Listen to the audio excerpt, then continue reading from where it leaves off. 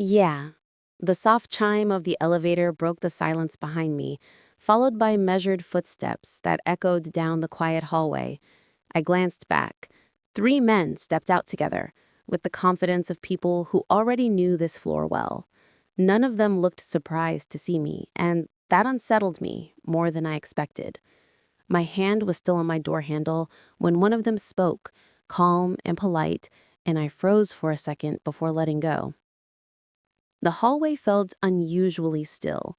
My own footsteps and the whisper of my suitcase wheels sounded louder than they should.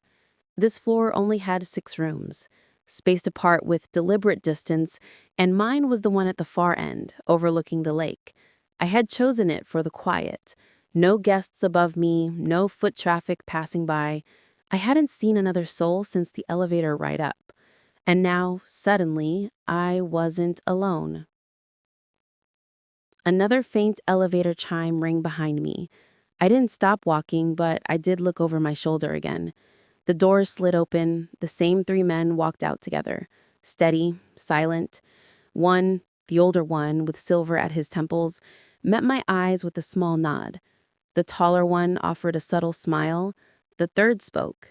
Evening. His tone was casual, almost like he already knew where I was headed. I reached my door, the keycard already worn between my fingers. The lock flashed green. Just as it clicked open, one of the men spoke again, quiet but close enough to feel deliberate. "Same floor," he said, amused. "Nice." I didn't turn around, but something in me paused. The space behind me felt fuller, like the quiet had shifted its weight. My room was dim, the last bit of sunset filtering through the curtains and long gold streaks. Then I heard careful footsteps, a soft shift of air. When I finally looked back, the man with the navy coat was holding the strap of my overnight bag. I hadn't even realized I'd let it slip. "You could have knocked," I said, trying for lightness. "You didn't close the door," he replied, his voice steady, grounded. I reached out and he returned the bag with a patience that felt almost intentional. Behind him, the other 2 stepped inside, not intruding, but not hesitating either. The taller one looked around the suite with quiet curiosity. The third closed the door behind them with a soft click. And suddenly, the room wasn't empty. It was focused. I moved first, sitting on the arm of the couch to ground myself. My hand rested on my knee, steady but aware. He set my bag on the kitchenette counter, then turned back toward me. The energy shifted, subtle, weighted, unspoken. He approached me not slowly, not quickly, just with the composure of someone who had already made a decision. When he stopped in front of me, I reached lightly toward the edge of his sleeve just to steady myself, then let my hand fall back. He didn't speak.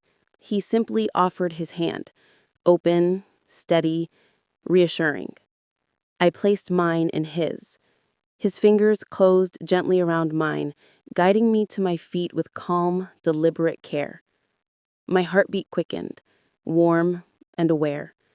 He didn't pull me, he just stayed close enough for the moment to feel intentional.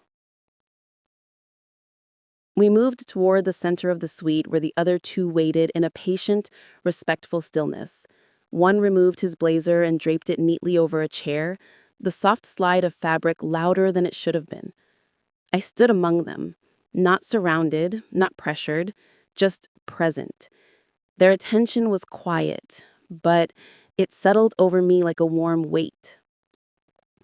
The navy coat man lifted a hand near the edge of my jacket, checking if it had shifted. He didn't touch, just hovered close. Another stepped in gently, his presence steady near my arm. The third remained a breath away, calm, watching. I turned slightly until my back found the wall on instinct, grounding myself. One leaned in near my shoulder, not touching, just present, his breath warm enough to feel without closing the space. Another's hand hovered at my back, offering stability without guiding. It wasn't confinement. It was closeness, slow, intentional, strangely comforting. When I moved toward the couch, it was because I chose to. I sat gently, letting my posture relax into something balanced. One of them took a seat nearby.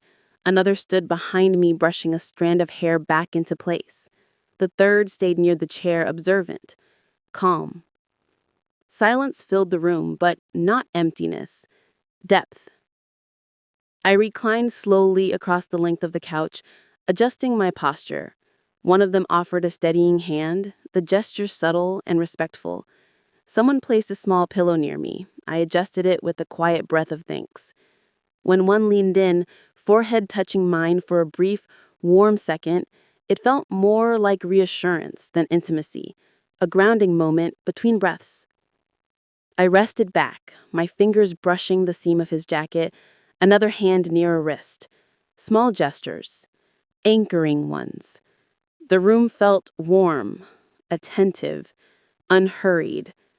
Their presence didn't demand anything. It simply settled into the space with me. My lips parted on a soft breath I hadn't realized I was holding. I closed my eyes, letting the stillness gather, gentle as rising warmth. And for that suspended moment, the world felt perfectly still.